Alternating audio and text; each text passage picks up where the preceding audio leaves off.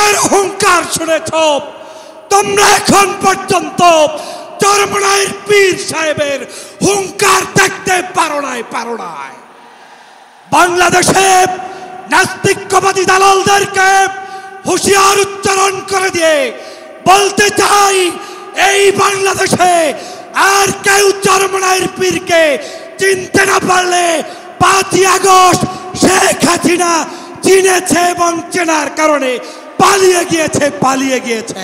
এই দরবার শরীফ সহ ইসলামী আন্দোলনের সারা বাংলাদেশ থেকে আগত বাদ ভাঙা উচ্ছ্বাসে উজ্জীবিত আমার নেতাকর্মী ভাইরা, আসসালামু আলাইকুম রহমতুল্লাহ। প্রিয় ভাইরা আমার, আজকের এই মহাসমাবেশ প্রমাণ করে বাংলাদেশে চরমনাইয়ের পীর সাহেবের হুঙ্কার ছিল, আছে এবং থাকবে ইনশাআল্লাহ। তোমরা যারা সিংহের গর্জন শুনেছ, তোমরা যারা বাঘের হুঙ্কার শুনেছ, তোমরা এখন পর্যন্ত চরমনাইয়ের পীর সাহেবের হুঙ্কার দেখতে পারো নাই। বাংলাদেশে নাস্তিকবাদী দালালদেরকে হুঁশিয়ার উচ্চারণ করে দিয়ে বলতে চাই, এই বাংলাদেশে আর কেউ চরমনাইয়ের পীরকে চিনতে না পারলে 5ই আগস্ট শেখ হাসিনা চিনেছে এবং চেনার কারণে পালিয়ে গিয়েছে। অতএব এই দেশে ইসলামের বিরুদ্ধে ষড়যন্ত্রকারীরা হুঁশিয়ার হয়ে যাও। ইসলামী আন্দোলন বাংলাদেশ থাকতে বাংলাদেশে কোনো ইসলাম বিরোধী কর্মকাণ্ড চলতে দেওয়া যাবে না। এই বাংলাদেশ ইসলামের বাংলাদেশ, এই বাংলাদেশ কলেমার বাংলাদেশ। এই বাংলাদেশে আগামী দিনে যারাই ক্ষমতায় আসবে, ইসলাম বাদ দিয়ে, মুসলমানের ধর্মনীতি বাদ দিয়ে কেউ আসতে পারবে না। সমাবেত জনতা, আপনাদেরকে স্পষ্ট বলতে চাই, গত 16 বছর পর্যন্ত আওয়ামী লীগ জুলুম করেছে, অত্যাচার করেছে, নির্যাতন করেছে। সেই নির্যাতন সহ্য করে যারা মাঝপথে রাজপথে আন্দোলন করেছে, তার মধ্যেই চরমনাইয়ের ইসলামী আন্দোলন ছিল কি ছিল না? যদি থেকে থাকে, সমাবেত জনতাকে উচ্চারণ দিয়ে বলতে হবে, আগামীর বাংলাদেশ কি ইসলামের বাংলাদেশ চান? যদি চান, নারায়ে তাকবীর, নারায়ে তাকবীর। আমি সর্বশেষ একটি কথা বলতে চাই, আমাদেরকে ঐক্যবদ্ধ থাকতে হবে বাংলাদেশ বিনির্মাণের জন্য। পীর সাহেব চরমনাই যেভাবে উদ্যোগ নিয়েছে, যে আলেম ওলামা, সে যে মাসলাকের হোক, যে তরিকার হোক, যে আন্দোলনের হোক, সবাই মিলে কাঁধে কাঁধ মিলিয়ে বাংলাদেশের আগামী নির্বাচনে ইসলামের সপক্ষের শক্তিকে ভোট দিয়ে কারা কারা নির্বাচিত করতে চান, দাঁড়িয়ে তাকবীর দিতে হবে। নারায়ে তাকবীর, নারায়ে তাকবীর।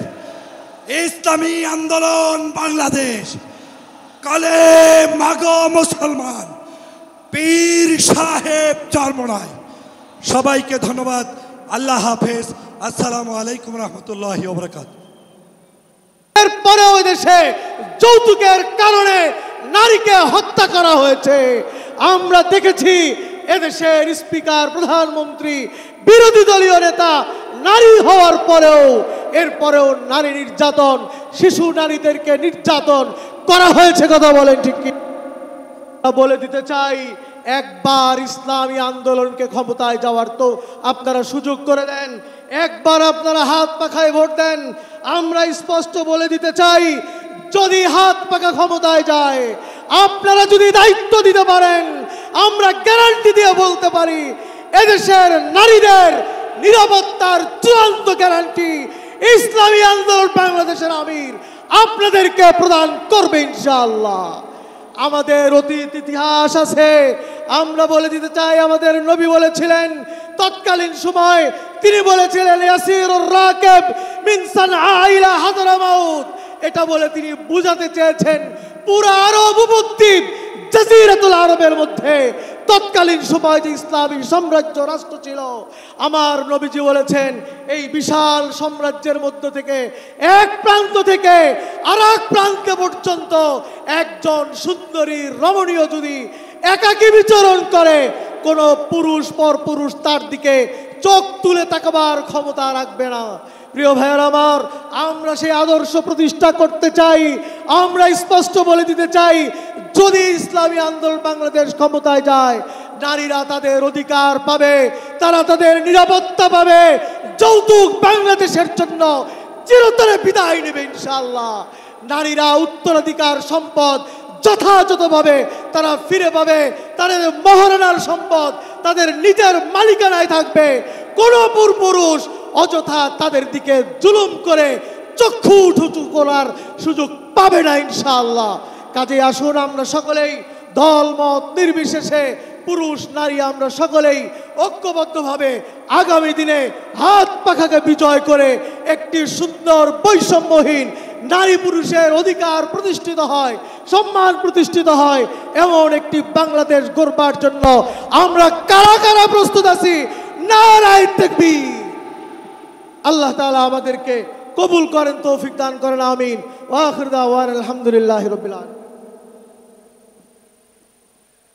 সমবেত ভাই ও বন্ধুগণ, মহাসমাবেশে এ পর্যায়ে বক্তব্য রাখবেন ইসলামী আন্দোলন বাংলাদেশের সংগ্রামী যুগ্ম মহাসচিব, সাবেক ছাত্রনেতা, জননেতা প্রকৌশলী মোহাম্মদ আশরাফুল আলম।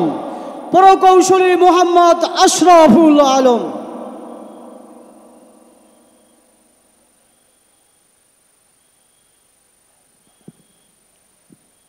আসসালামু আলাইকুম ওয়া রাহমাতুল্লাহ। ইসলামী আন্দোলন বাংলাদেশের মুহতারামা আমির হযরত পীর সাহেব হুজুর সভাপতিত্বে আজকের এই মহাসমাবেশ, হাত পাখার এই মহাসমাবেশ, সোহরাওয়ার্দী উদ্যানের এই মহাসমাবেশ, এক টুকরা বাংলাদেশ। আজকের এই মঞ্চে উপস্থিত আছেন এদেশের সকল মানবতাবাদী, দেশপ্রেমিক, ইসলাম প্রিয় সকল রাজনৈতিক শক্তির এবং সকল ধর্ম মত এবং জাতের প্রতিনিধিত্বশালী ব্যক্তিদের সমন্বয়ে আজকের এই মঞ্চ। সুতরাং আজকের এই সোহরাওয়ার্দী উদ্যানের এই সমাবেশ এক টুকরা বাংলাদেশ। আজকের এই সমাবেশের মূল প্রতিপাদ্য বিষয় তিনটি, ছন্দের মতো: সংস্কার, বিচার, পিয়ার। আমরা অন্তর্বর্তীকালীন সরকারকে উনি দায়িত্ব নেয়ার শুরুতেই বলেছিলাম, এটা বাংলাদেশ নদীমাতৃক বাংলাদেশ, লাল সবুজের বাংলাদেশ, আলো নদীর বাংলাদেশ। এখানে পাশ্চাত্যের রং লাগানোর চেষ্টা করবেন না। বাংলাদেশ পাশ্চাত্যের প্রেসক্রিপশনে চলে না।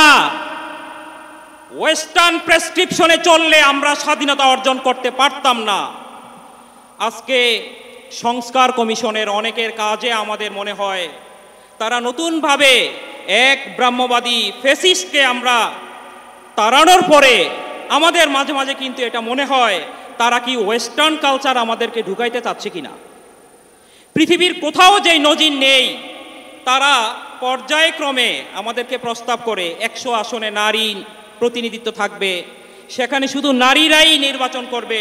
কিন্তু তাদের মাথায় এটা নাই যে এদেশের জনগণ কোনো মহিলাকে রাষ্ট্রপ্রধান দেখতে চায় না। আমরা রাজনীতিকে পুরুষ বান্ধব, নারী কেন্দ্রিক এরকম রাজনীতি আমরা চাই না।